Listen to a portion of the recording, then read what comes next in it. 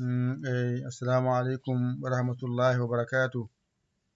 Bandiraɓe sehilaaɓe jangiyankoɓe, ene wayno en garti e windande men 11 Dental Dina TV. Hande kadi eɗen janga zeyyin. On jangino ara mi wino on ara e zeyyin nandi. Mi wino on ara e zeyyin nandi. Ko toɓɓe ɗe addi wiya zeyyin. So toɓɓani wiya ara. Wadde ɗo koko toɓɓi ko zeyyin woni ɗo. Tawde Allah walli ɗum a wawi ara tan zeyyin weɓante. Mbaɗa tan ara ara ara ara ara ha gayna toɓɓa hen, toɓɓa dow, toɓɓa dow, toɓɓa dow, toɓɓa dow, toɓɓa dow, wonta zeyyin, wonta zeyyin, wonta zeyyin, wonta zeyyin, wonta zeyyin. O goto janguɗa o woni zeyyin. Ɗo ko ha ganda so adima ko ni wayata. Hakkunde bindol ko ni wayata. Sara bindol ko ni wayata. Alama wondi hay goto ni wayata. Wadde nde har feere ara e zeyyin nandi ko jahata.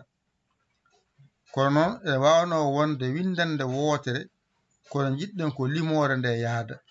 On keɓi 11 ara. Hande 10 wonno ko ara. 11 wona zeyyin. Beela mbawa windude zeyyin teskoɗa ko serdi zeyyin e ara. Tawde Allah wallima a wawi teskade ko serdi del e zadel. Ɗone mbawa teskade holko serdi ara e zeyyin. Hande ko zeyyin tan janguɗon e windande 11 nde. Zeyyin tan woni ɗo.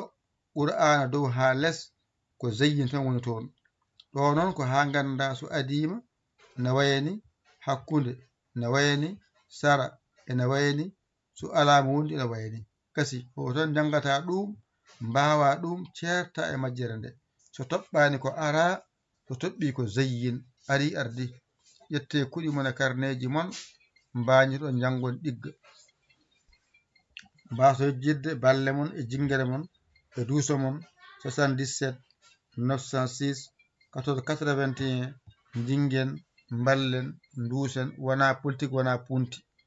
Janginomo funtanima, janginomo funtanima, o wallima wallu, o jinganima jingu, aɗa andi courant wifi connexion min jeeya.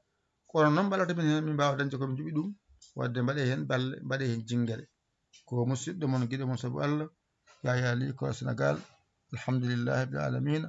On jarama wassalam.